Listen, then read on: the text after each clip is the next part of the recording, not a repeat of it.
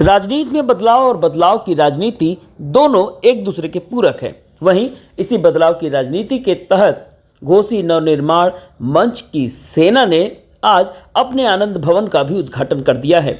घोसी नवनिर्माण मंच बद्रीनाथ का बताया जा रहा है। बद्रीनाथ ने एक बार फिर से पीसी कर लोगों के बीच में हलचल पैदा कर दी है। राजनीतिक गलियारे में बात करें तो घोसी में बाहरी और अयोग्य उम्मीदवारों के खिलाफ जमकर बरसे हैं बद्रीनाथ। इस बीच बद्रीनाथ ने पत्रकारों से बातचीत में क्या कुछ कहा, आइए जानते हैं। आनंद भवन ये हमारे कार्यालय का नाम है और इसका उद्देश्य है घोसी को बाहरी और निरंकुश तत्वों से बचाना। यहीं पर वो रणनीति बनाई जाएगी और दिन में उस रणनीति के तहत कार्य किया जाएगा। लोगों को जाति धर्म के आधार पर बंटने नहीं दिया जाएगा। घोसी का वोट लूटने नहीं दिया जाएगा और घोसी का खजाना बिल्कुल लूटने नहीं दिया जाएगा। घोसी के लोगों को घोसी का नेता दिलाया जाएगा। हमारी सब्जी मंडियां लावारिस हैं, हमारे फल मंडियां ठेलों पर हैं, सब्जी मंडियां सड़कों पर हैं। हमारे यहाँ की व्यवस्था बदहाल है।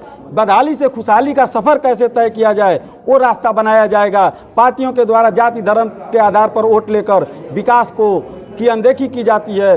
उस विकास को कैसे हम लोग प्राप्त कर सकें, इस आधार पर इस व्यवस्था में लोगों को जोड़ा जाएगा और लोगों को यहाँ पर राम से लेकर कलाम तक की बात होगी और सबके सहयोग से ऐसी व्यवस्था बनाई जाएगी जिसमें सबका उत्तरदायित्व हो, सबकी रिस्पॉन्सिबिलिटी हो, अकाउंटेबिलिटी हो और लाइबिलिटी हो, जिससे लोगों के जीवन में खुशहाली आए और बदहाली से मुक्ति मिले। जीवन में आते हैं तो हजार लोगों के आँखों में खटकने लगते हैं, तो ऐसी बातें अगर हैं होती भी हैं उन पर ध्यान न दिया जाए। मैं ये कहता हूँ इस आंदोलन को आगे बढ़ाया जाए।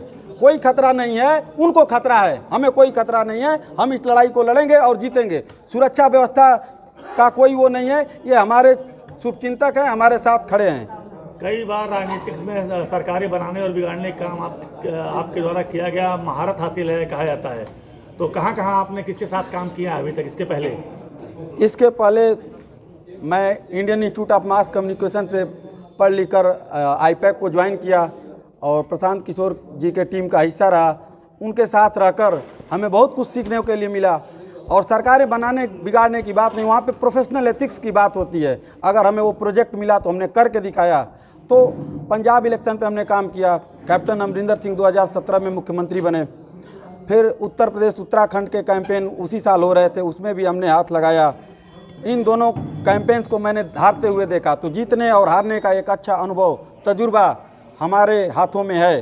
तो कैसे लोग जीतते हैं, कैसे लोग हारते हैं, निरंकुश लोगों को कैसे हराया जा सकता है, ये सारी गणितबाजी हमें पता है। अपने लोगों को बताएंगे और डरने की कोई ज़रूरत नहीं है। यहाँ पर अपना सांसद बनाएंगे।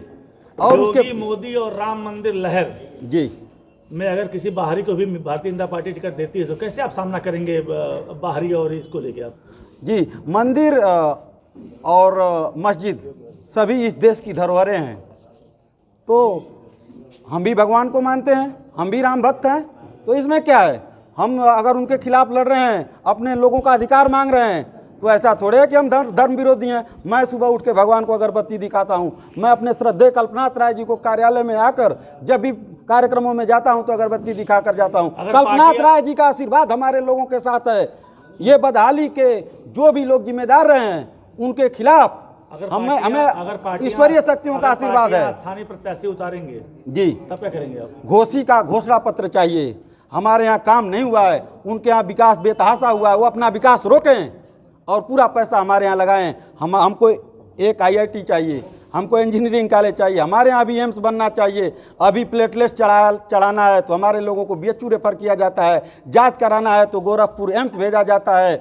अगर हमारे सांसद 24 सालों में हमारे यहाँ स्वास्थ्य व्यवस्था को नहीं बहाल कर पाए और भी बदहाल कर गए तो सांसद निवास खाली करें।